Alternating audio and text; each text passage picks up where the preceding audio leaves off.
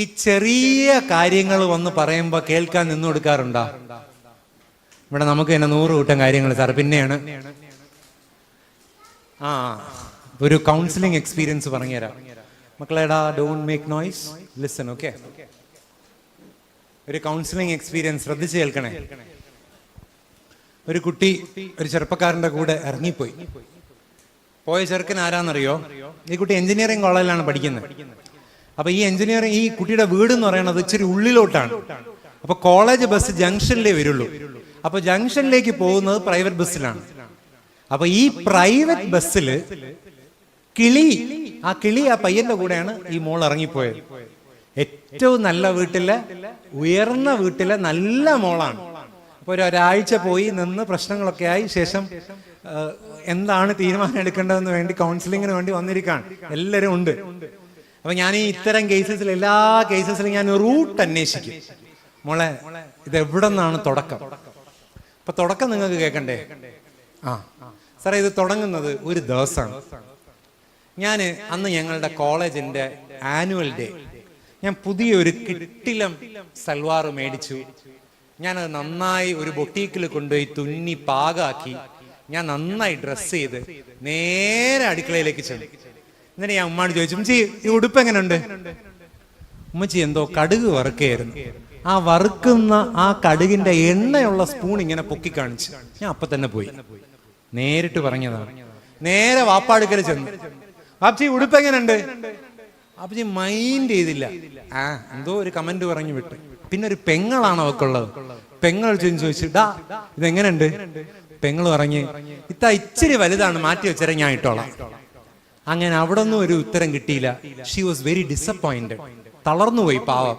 കാരണം ബൊട്ടീക്കിലൊക്കെ കൊണ്ടുപോയി തയ്പ്പിച്ച് ഒക്കെ വന്നു. ശേഷം നേരെ പ്രൈവറ്റ് ബസ്സിൽ കയറി. ഇറങ്ങാൻ നേരത്ത് കിളി ഒരു സെന്റൻസ്, ചുരിദാർ കൊള്ളാട്ടാ, വാവ്, മതി. അപ്പൊ ഞാൻ തീരുമാനിച്ചു, സാർ, എന്റെ ഒരു ചുരിദാറിനെ കൺഗ്രാജുലേറ്റ് ചെയ്യാൻ അവന് പറ്റുമെങ്കിൽ അവന്റെ കൂടെ ഞാൻ എന്നും ജീവിക്കും. എങ്ങനെയുണ്ട് അല്ലെ? ഈ മോള അഭിപ്രായം എങ്ങനെയുണ്ട്? വളരെ നന്നായിരിക്കുന്നില്ലേ? വളരെ ശ്രദ്ധിച്ചു കേൾക്കണം. ഞാൻ ചോദിച്ച അടുത്ത ചോദ്യം, മോളടാ, ഈ ഇറങ്ങിപ്പോകുന്ന ദിവസം, വാപ്പ ഗൾഫിലാണ്, ഇവര് ഈ 3 പേരുമാണുള്ളത്. ഈ ഇറങ്ങിപ്പോയ ദിവസം വാപ്പ നാട്ടിലുണ്ടായിരുന്നു? അത് വാപ്പ നാട്ടിലില്ല സാർ. നീ ഉമ്മ അടുത്ത് ഒരു സൂചന കൊടുക്കണമെന്നുണ്ടായിരുന്ന? ഈ മോളുണ്ടല്ലോ, അത്രയും നേരം ഇങ്ങനെ അവൾക്കുണ്ടായതിനെ പറ്റിയിട്ടുള്ള കരച്ചലിന്റെ കലങ്ങിയ കണ്ണുമായിട്ടാണ് അവരുന്നത്. ഞാൻ ഈ ചോദ്യം ചോദിച്ചപ്പോ ആ മോൾ ആ കസേരയിൽ നിന്ന് ചാടി എണീറ്റ്. സാറേ, ഞാൻ 5 പ്രാവശ്യം പറയാൻ വേണ്ടി ചെന്ന്, പക്ഷെ എന്റെ ഉമ്മ എനിക്ക് മുഖം തന്നില്ല. ഞാൻ പറയും, മോളെ ഇരി, സിറ്റ്. എന്തു പറ്റിയെന്ന്? സാറേ, ഞാൻ ആദ്യത്തെ പ്രാവശ്യം ഞാൻ ഇറങ്ങിപ്പോണെന്ന് എനിക്ക് ഒരാഗ്രഹവും ഇല്ലായിരുന്നു. പക്ഷെ ഞാൻ വെളിയിലൊന്ന് പോണെന്ന് പറയാൻ വേണ്ടി എന്റെ ബാഗൊക്കെ ഞാൻ പ്രിപ്പയർ ചെയ്തിരുന്നു. പോകാൻ വേണ്ടി ഞാൻ നേരെ അടുക്കളയിലേക്ക് പോയി. ഉമ്മ ചപ്പാത്തി പരത്തിക്കൊണ്ടിരിക്കുകയായിരുന്നു. ഞാൻ ഉമ്മ അടുത്ത് ഇങ്ങനെ, അത് ഉമ്മച്ചി. അപ്പൊ ഉമ്മ ഇങ്ങനെ, എന്തടാ? അത് ഉമ്മച്ചി, നമ്മളെ ബസ്സിലെ മറ്റേ അയാളെ അറിയാമോ? അയാള് എന്ന് ഇറങ്ങി നമ്മളെ ചപ്പാത്തി പരത്തുന്ന കുഴലുണ്ടല്ലോ, അതിങ്ങനെ നേരെ ഇങ്ങനെ എടുത്തു. അതെടുത്ത പാട് അവള് പറഞ്ഞു, ഇല്ല, ഒന്നുമില്ല, അങ്ങനെ പ്രശ്നമേ ഇല്ല, ടാറ്റ. ഉമ്മയുടെ ഒരൊറ്റ നോട്ടത്തിൽ ഞാൻ വേറൊന്നും പറഞ്ഞില്ല. പക്ഷെ ഉമ്മ ആ മോളെ എന്ന് എന്നോടൊന്ന് പറഞ്ഞിരുന്നെങ്കിൽ ഞാൻ അന്ന് പോകൂലായിരുന്നു. ഇത് ഒരു മകൾ, നന്നായി വളർത്തിയൊരു മകൾ, അവളുടെ ജീവിതം താറുമാറായ അവസ്ഥയിൽ എന്നോട് പങ്കുവച്ചതാണ്. അതുകൊണ്ട് ഉമ്മമാരെ, വഴക്ക് പറയുന്നതോ കേൾക്കുന്നതോ നന്നായി ശ്രദ്ധിക്കാൻ. മക്കൾ ചെറിയ ചെറിയ കാര്യങ്ങൾ വന്ന് പറയും. ഫോർ എക്സാമ്പിൾ, ഉമ്മച്ചി ഇന്ന് അവൻ റബ്ബർ മേടിച്ചു കേട്ടാ, അതിന് എന്ന് ചോദിക്കരുത്. അത് ആ കഥ കേൾക്കണം. ചെറിയ ചെറിയ കാര്യങ്ങൾ പറയുമ്പോ കേൾക്കാൻ നിന്നാൽ വലിയ വലിയ കാര്യവും നിങ്ങളടുത്ത് വന്ന് പറയും. നേരെ മറിച്ച് ചെറിയ ചെറിയ കാര്യങ്ങൾ പറയുമ്പോൾ ചപ്പാത്തിയും പരത്തിക്കൊണ്ടിരുന്ന വലിയ വലിയ കാര്യവും വീട്ടിലിരുന്ന് തനിയെ പരത്തേണ്ടി വരും. മോള് കാണൂല. So very cautious. മക്കൾക്ക് ലിസണിങ് ഇയേഴ്സ് നമ്മൾ കൊടുത്തേ മതിയാവും, പ്രത്യേകിച്ച് ഇന്നത്തെ കാലഘട്ടത്തിൽ. അപ്പൊ ആയതുകൊണ്ട് ഉമ്മമാര് വളരെ ശ്രദ്ധിക്കാൻ. മക്കൾക്ക് എപ്പോഴും വഴക്ക് പറയില്ലേ, ആ സിസ്റ്റം നിങ്ങൾ മാറ്റി വെച്ചേ മതിയാവും. വഴക്ക് പറയാനുണ്ടോ, നേരെ വിളിച്ചു വരുത്ത്, ഇരുത്ത്, സംസാരിക്കും. കാരണം ഈ മക്കളിൽ കുറച്ചു പേർ ഞങ്ങളുടെ കോളേജിൽ, പ്രൊഫഷണൽ കോളേജിൽ വരും. അപ്പൊ ഞങ്ങൾ വഴക്ക് പറയും, ഉളുപ്പില്ല നിന്ന് കേൾക്കും. എത്ര 2 മണിക്കൂർ തെറി വിളിച്ചിരുന്നാൽ എന്ത് ചെയ്യും? ഉളുപ്പില്ല നിന്ന് കേൾക്കും. എന്നിട്ട് ലാസ്റ്റ് ചോദിക്കും, പോട്ടാ സാർ. അപ്പൊ ഞാൻ വിചാരിക്കും, ഞാൻ ഇത്ര തൊണ്ടയിട്ട് അലറി നില വിളിച്ചിട്ട് ഇവൻ ഒരു കൂസലുമില്ല. കാരണം എന്താണെന്നറിയോ?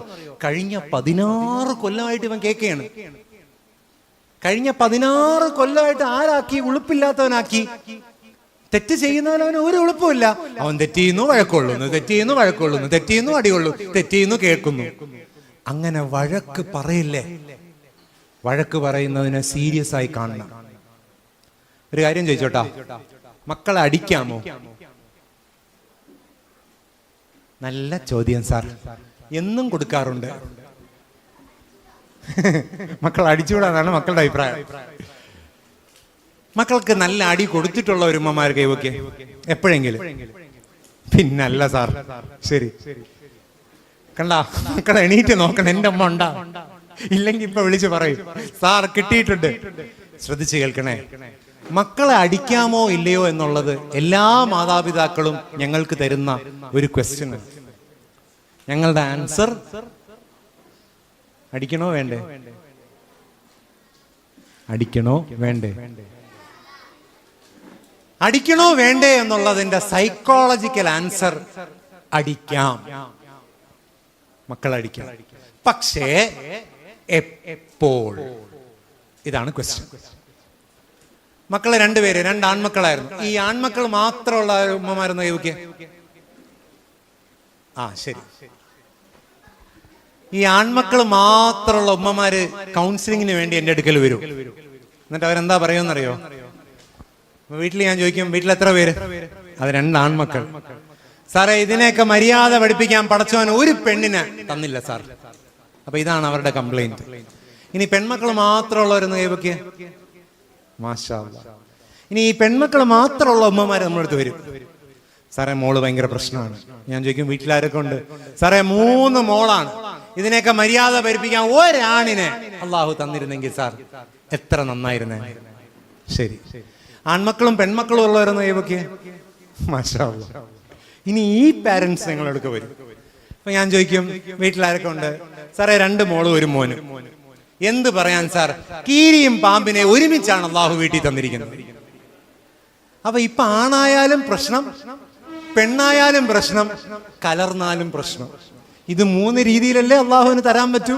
വേറെ 4ാമത് രീതി ഉണ്ടോ? എങ്കിൽ 4ാമതൊരു രീതി റബ്ബിനുണ്ട്. അത് തരാതിരിക്കലാണ്. അത് തരാതിരിക്കലാണ്. ഒരു കുഞ്ഞിക്കാല് കാണാൻ വേണ്ടി 100 കണക്കിന് ആശുപത്രി വരാന്തകൾ കയറി ഇറങ്ങുന്നവരെ നിങ്ങൾക്കറിയില്ലേ? നിങ്ങളെ കുടുംബങ്ങളിൽ ഉണ്ടാവൂലേ? അള്ളാഹു അവരിൽ നിന്നെല്ലാം മാറ്റിയിട്ടാണ് ഈ മക്കളെ നമുക്ക് തന്നിരിക്കുന്നത്. അപ്പൊ ആ മക്കള് സമ്മാനങ്ങളാണോ അല്ലയോ? മക്കളില്ലായ്മ, അബുത്തർ, സന്താനങ്ങൾ നിലച്ചു പോകുന്നൊരവസ്ഥയെ തൊട്ട് അള്ളാഹു നമ്മുടെ സന്താന പരമ്പരയെ കാക്കട്ടെ. ആമീൻ പറയും മക്കളെ, ആമീൻ. അത്രമേൽ പവർഫുൾ ആണ്. നിങ്ങളുടെ സ്വർഗത്തിനെയും നരകത്തിനെയും തീരുമാനിക്കാൻ കെൽപ്പുള്ള കിട്ടിലും ആൾക്കാരാണ് ഫ്രണ്ടിൽ ഇരിക്കുന്നതെന്ന് നിങ്ങൾ നന്നായി മനസ്സിലാക്കുക. ആയതുകൊണ്ട് ആ മക്കളെ നന്നായി ടേക്ക് കെയർ ചെയ്യണം. എപ്പോഴും വഴക്ക് പറയരുത്. വഴക്ക് പറയണമെങ്കിൽ അതിന് വേണ്ടി മാത്രമേ പറയാവൂ. അതിൻ്റെതായ ഗൗരവത്തിൽ പറയണം. ഇനി മക്കളെ എപ്പോ നിങ്ങൾക്ക് അടിക്കാം? ഒരു തെറ്റ് ചെയ്തു, 2 ആമക്കളുണ്ട്. അകത്ത് നിന്ന് ഇങ്ങനെ ക്രിക്കറ്റ് കളിച്ചു, നേരെ ബൾബിലേക്ക് പോയി, ബൾബ് പൊട്ടിയ പാട് ഓടി വരും. നിലവിളിയായിരിക്കും. മക്കൾ എടുത്തു ചാടി ഓടും, എവിടെയെങ്കിലുമൊക്കെ ഓടും. പിന്നെ കണ്ടുപിടിച്ച് പൂര വഴക്കായിരിക്കും. എന്നിട്ട് ലാസ്റ്റ് പറയുന്ന സെന്റൻസ് ഉണ്ട്, നിന്റെ വാപ്പ അങ്ങേരിങ്ങ് വരട്ടെ. പടച്ചവനെ, പാവം മക്കൾ. പൊട്ടിയത് രാവിലെ ആയിരിക്കും, 10:30 മണി. അദ്ദേഹം വരുന്നത് 6 മണിക്കായിരിക്കും. 6 മണി വരെ എങ്ങനെ വറയ്ക്കും. 6 മണിയാകുമ്പോൾ ഓഫീസിൽ നിന്ന് അദ്ദേഹം വരും.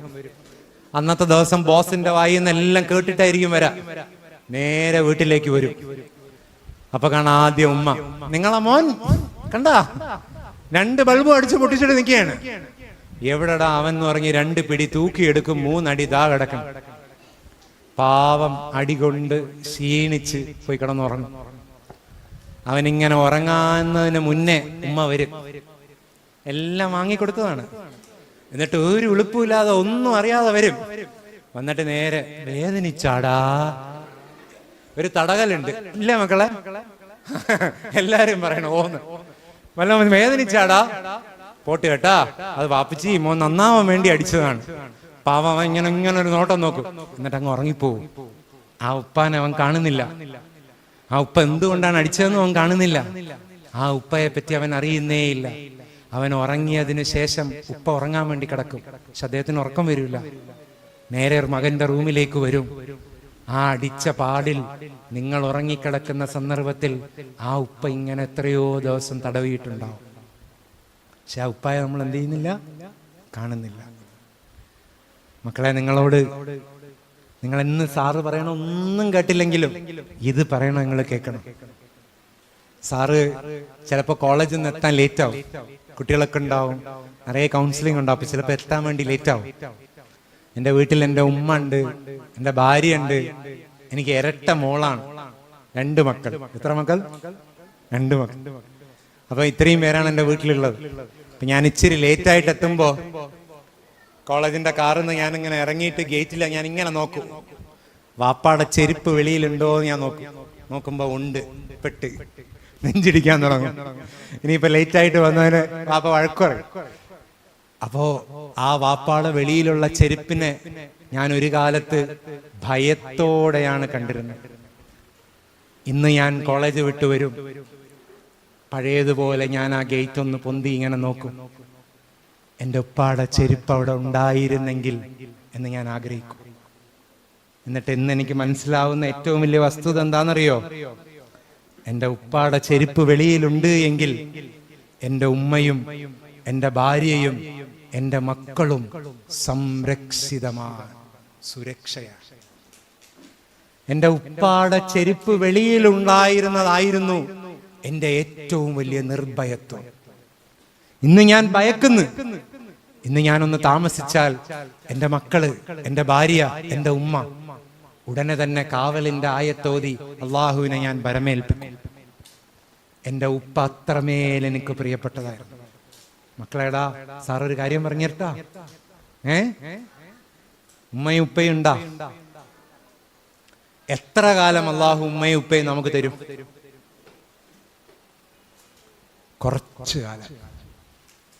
കുറച്ചു കാലേ തരുള്ളൂ. ആ കാലത്ത് നിങ്ങൾ സുന്ദരമായി സ്നേഹിക്കണം. സ്നേഹിക്കോ? അവരെ നിങ്ങൾ അനുസരിക്കോ? എങ്കിൽ നിങ്ങൾക്ക് വിജയം ഉറപ്പാണ്. ഇനി ഉമ്മമാരെ, നിങ്ങൾ വിചാരിക്കുന്നുണ്ടാ കാലാകാലം ഈ മക്കളുടെ കൂടെ ജീവിക്കാന്ന്?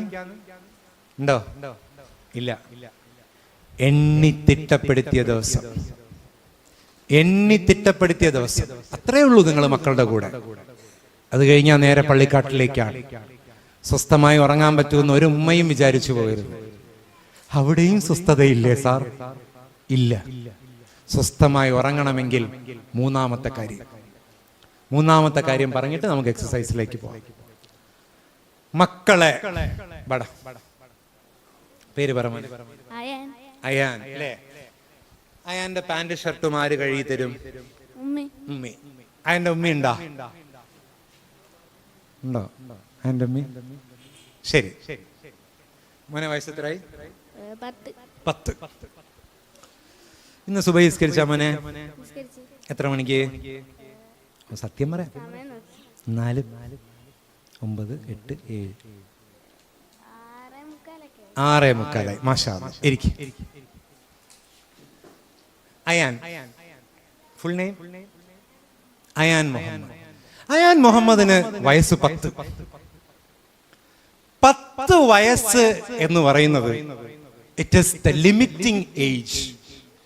10 വയസ്സ് കഴിഞ്ഞാൽ മകന്റെയും മകളുടെയും കാര്യം അവൻ തന്നെ ചെയ്യണം. നിങ്ങൾ ചെയ്തു കൊടുക്കരുത്. മക്കളുടെ ഉഴുപ്പ് കഴുകിയിട്ട് കൊടുക്കുന്ന ഉമ്മമാരൊന്ന് കൈവക്കിയേ. 10 വയസ്സിന് ശേഷം.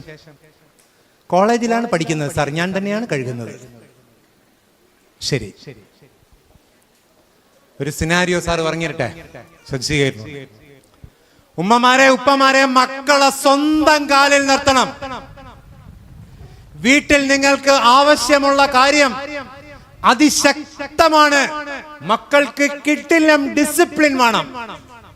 നേരെ കോളേജിൽ നിന്ന് സ്കൂളിൽ നിന്ന് വന്ന് ഉടുപ്പൂരി വലിച്ച് നേരെ കട്ടിലേക്ക് എറിയുന്ന സിദ്ധാന്തം നിർത്തണം.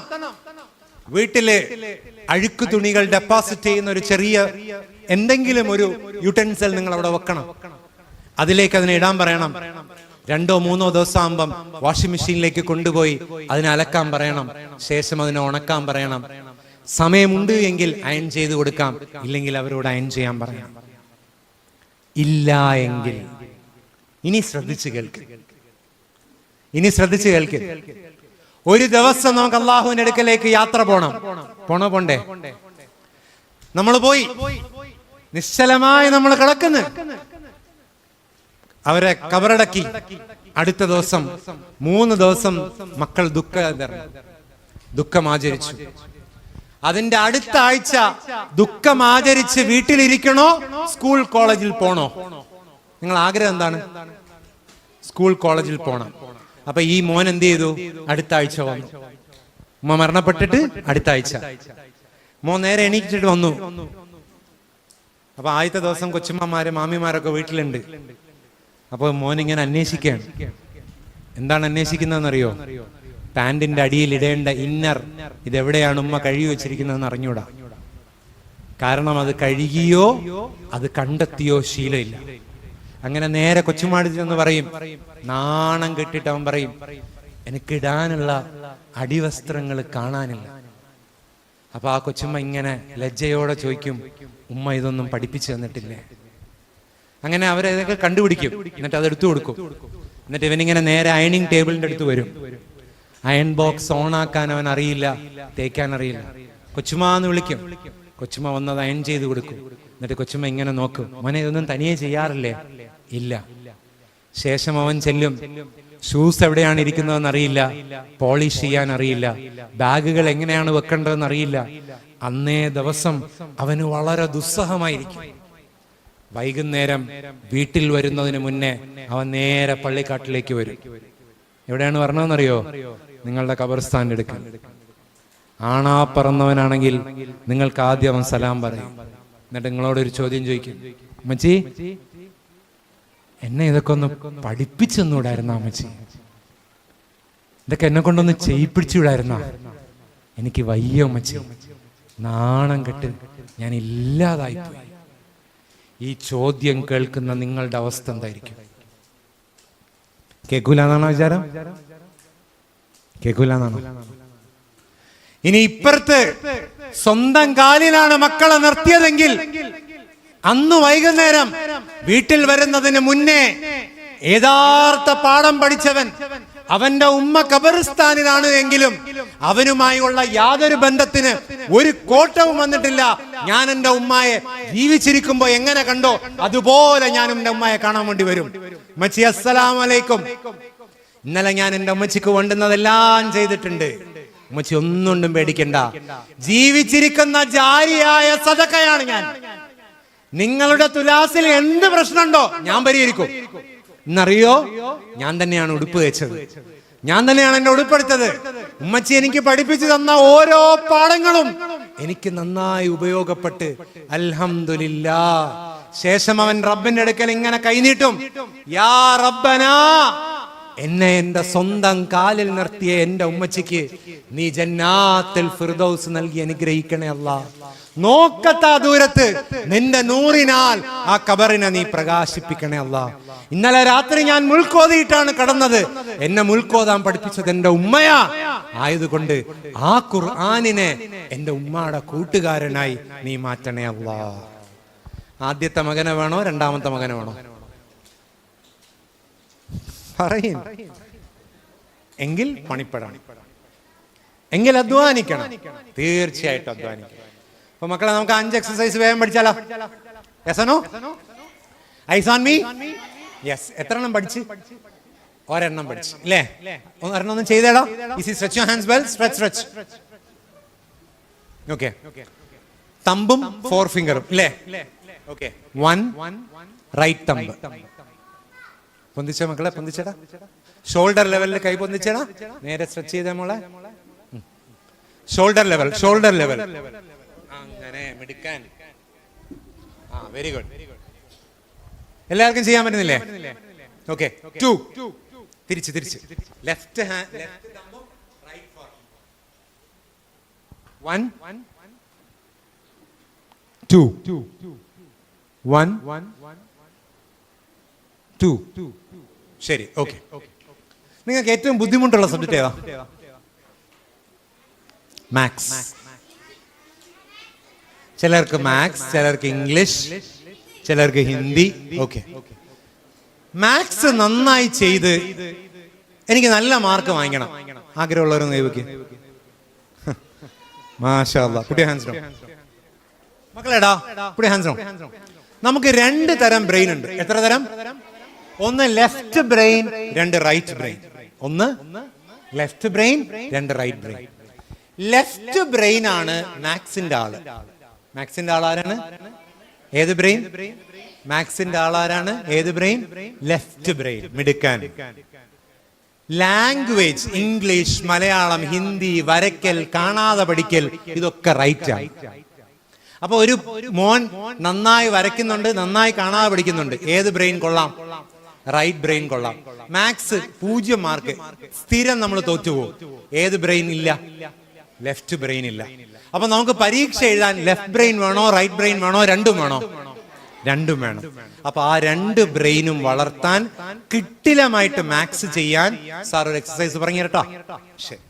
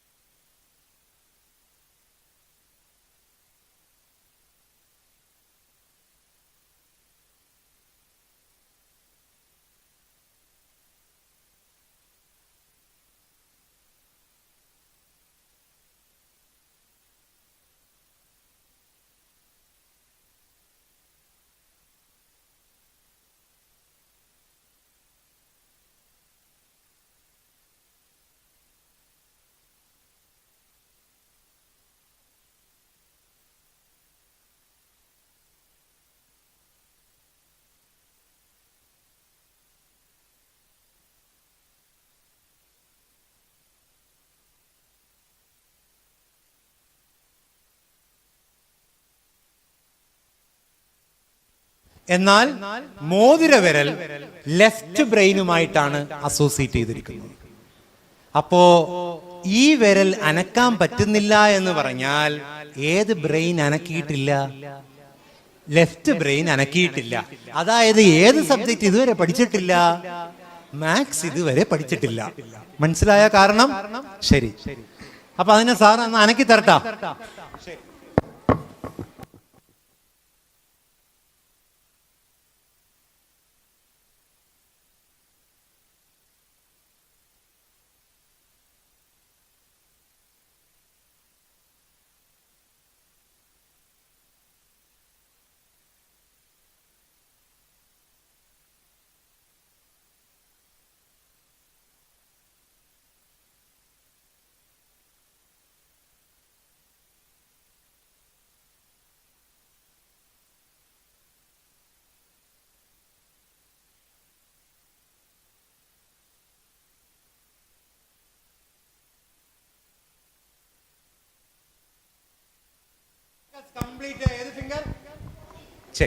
Focus complete ring finger. പതുക്കെ ഒന്ന് അനക്കി നോക്കിയേ. 1 ലേശം അനങ്ങുന്ന. കേറി വാ. 2 മക്കളെടാ ഇവിടെയും ഇവിടെയും ചിലരൊക്കെ ഇങ്ങനെ കടന്ന് കറങ്ങുന്നു. മക്കളെ ശരീരം ആവശ്യമില്ല, ഇതിന് ഏത് മാത്രം മതി? കൈ മാത്രം. ഓക്കെ, അപ്പൊ നമുക്ക് നോക്കാം. Stretch stretch stretch. ശ്രദ്ധ എവിടെ മാത്രം? Ring finger. പതിയെ നനയ്ക്ക്. 1 2 3 4 5 6 7 8 9 10. Good job. ഇനി ഒന്ന് ലിറ്റിൽ ഫിംഗർ കറക്കി ഒരുമിച്ച് വെച്ചിട്ട് പെട്ടെന്ന് കറങ്ങും. ലിറ്റിൽ ഫിംഗർ, ചെറിയ ചിന്നി വിരൽ. ഓക്കെ, 1 2 3 4 5 6 7 8 9 10. മക്കളെ, പഠിക്കുന്നതിന് മുന്നേ ഈ ഒരു എക്സസൈസ് ഓരോ വിരലും ഫ്രണ്ടും ബാക്കും 10 ടൈംസ് നിങ്ങൾ ചെയ്തു കഴിഞ്ഞാൽ ക്വിക്കായിട്ട് ബുദ്ധി വളരാൻ തുടങ്ങും.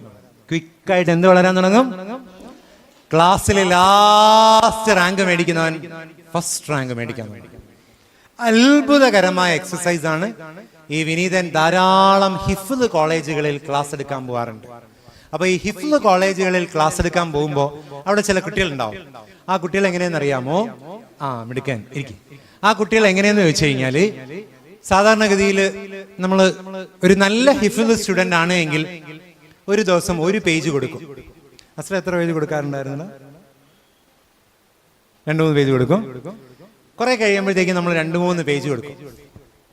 അപ്പോ ചില കുട്ടികൾ ഒരു പേജ് പോലും കൊടുക്കാൻ കഴിയില്ല, അര പേജ് പോലും അവരെ കൊണ്ട് കഴിയില്ല. തീരെ കഴിയാത്ത മക്കൾ ഉണ്ടാവും. അപ്പൊ ഞാൻ അവരുടെ കൂടെ ഇരുന്നിട്ട് ഈ 5 എക്സസൈസ് അവരെ കൊണ്ട് ചെയ്യിപ്പിക്കും. 2 ആഴ്ച കഴിയുമ്പോഴത്തേക്കും ഇവർ ഒരു പേജ് പാഠം കൊടുക്കുന്ന മിടുക്കരായ മക്കളായിട്ട് മാറും. അപ്പൊ അതുകൊണ്ട് പാരന്റ്സ് നന്നായി ശ്രദ്ധിക്കുക.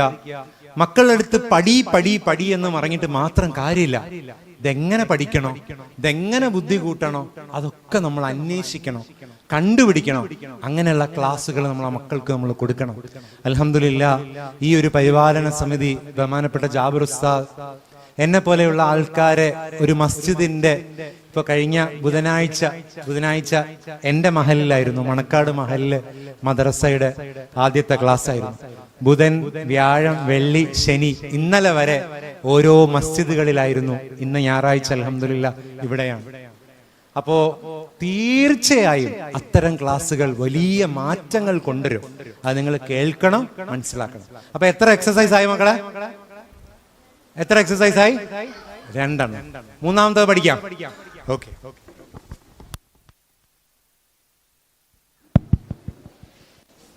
പഠിച്ചാ?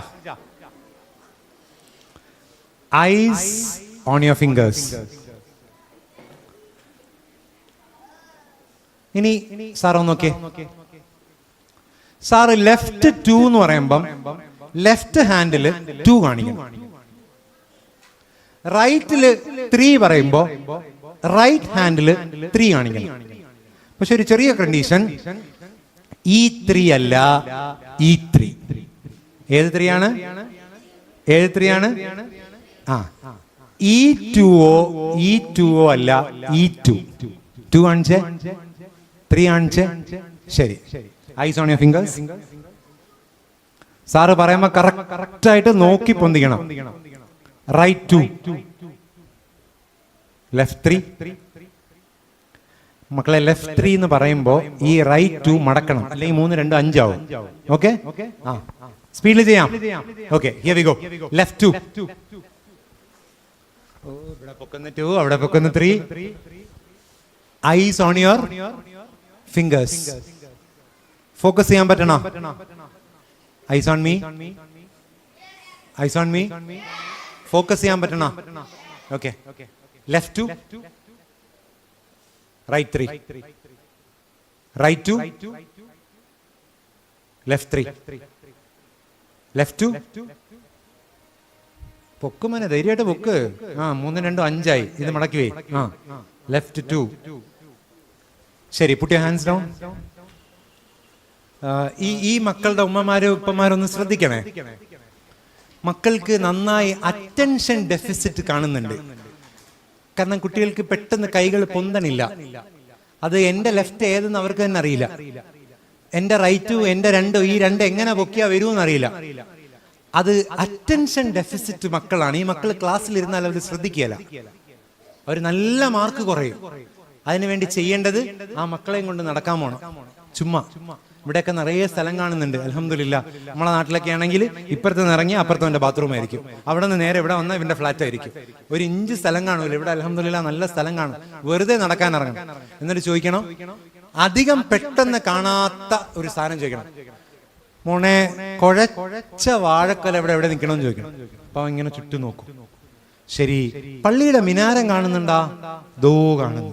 ഇങ്ങനെ കാഴ്ചകളിലേക്ക് അവരെ ശ്രദ്ധിപ്പിക്കുക. അങ്ങനെയാണ് നമ്മൾ അറ്റൻഷൻ കൊണ്ടുവരാം. വർക്ക് ചെയ്യോ? ഇങ്ങനെയൊക്കെ ആണെങ്കിൽ ബുദ്ധിമുട്ടായിരിക്കും സാർ. പക്ഷെ IAS ആവണം സാർ. അത് രണ്ടും ഒരേ രീതിയിൽ നടക്കൂല. മദ്ഹബിന്റെ ഇമാമിയങ്ങളിൽ ആദരവായ പ്രവാചകന്റെ ഏറ്റവും നല്ല ഒരു കിട്ടിലം സെന്റൻസ് ഉണ്ട്. 4 മദ്ഹബിന്റെ ഇമാമികളിൽ ഒരു ഇമാം, അതെന്നിൽ നിന്നും തന്നെ വരുമെന്ന് പ്രവാചകൻ പ്രവചിച്ച ഇമാമുന ഷാഫി റഹ്മത്തുള്ളാഹി അലൈഹി, ഇമാം അബൂ ഹനീഫ റഹ്മത്തുള്ളാഹി അലൈഹിയുടെ അടുക്കലും മറ്റു പണ്ഡിതന്മാരുടെ അടുക്കലും ഈ ഉമ്മ കിലോമീറ്ററുകൾ താണ്ടി ചെന്ന് കൊണ്ടുപോയി പഠിപ്പിച്ചിരുന്നു. അതുകൊണ്ടാണ് നമുക്കൊരു ഇമാം ഷാഫിയെ കിട്ടിയത്. ആ ഉമ്മ ഉഴപ്പിയിരുന്നുവെങ്കിൽ നമുക്കൊരു ഇമാം ഷാഫിയെ കിട്ടില്ലായിരുന്നു. ആയതുകൊണ്ട് വ്യക്തമായി മനസ്സിലാക്കാം, എന്നെ പോലെ ഉള്ളവരുടെ മുന്നിൽ ഒരു കുട്ടി ഫ്രണ്ടി വന്നാൽ ആ ഉമ്മയെയും അച്ഛനും, ഏതാണോ അച്ഛൻ ആ അമ്മ, 2 പേരുടെയും അവരുടെ ജാതകം ഒന്നും വേണ്ട, മുഴുവൻ കാര്യങ്ങളും ഞങ്ങൾ എഴുതരും. കാരണം ആ മക്കളിൽ നിങ്ങൾ ഒപ്പിയെടുത്തുകൊണ്ടാണ് അവർ വരുന്നത്. ചെറിയ ചില എക്സെപ്ഷൻസ് നമ്മൾ കാണാറുണ്ട്, അത് വേറെ, അതിന്റെ കാരണങ്ങളും പറഞ്ഞുതരാം. അപ്പൊ 3ാമത്തെ എക്സസൈസ് ഏതാണ്? 2ഉം 3ഉം. 4ാമത്തത് പഠിക്കാം. Yes or no?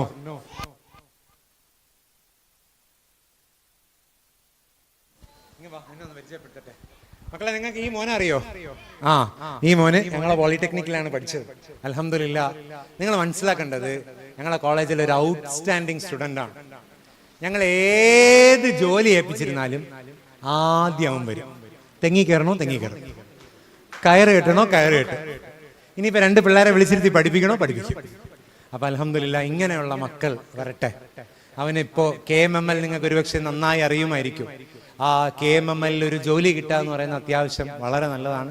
അള്ളാഹു നല്ല ഭാവി കൊടുത്ത് അനുഗ്രഹിക്കുമാറാകട്ടെ. ഉമ്മയും ഉപ്പയും ഒക്കെ അള്ളാഹു സ്വീകരിക്കട്ടെ. ഉച്ച വരെ ലീവ് എടുത്ത് സാറ് വരുന്നുണ്ട് എന്നറിഞ്ഞ് സർപ്രൈസ് ആയിട്ട് ഇന്ന് റൂമിൽ കയറി വന്നതാണ്. അപ്പൊ നമുക്ക് ഇതേപോലെ വളരണ്ടേ. ഇൻഷാ അല്ലാഹ്, അള്ളാഹു നമ്മുടെ മക്കളെ നന്നാക്കി തരട്ടെ.